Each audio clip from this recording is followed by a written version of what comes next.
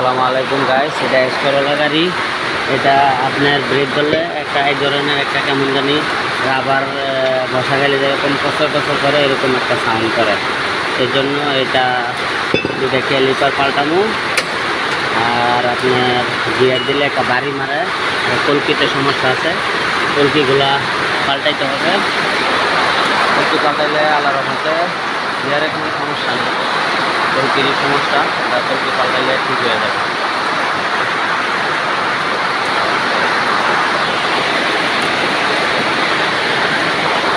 আর এটা হচ্ছে আপনার স্টার্টিং বক্স সাউন্ড করে, এই জন্য আমরা পুরো বার খুলবো, খুলে তারপরে স্টার্টিং বক্স পাল্টাবো। ঠিক আছে, পুরো বার খুলে স্টার্টিং বক্স পাল্টাবো। এটা হচ্ছে 16-17 প্রিমিয়াম গাড়ি, এটা 16-17 প্রিমিয়াম গাড়ি।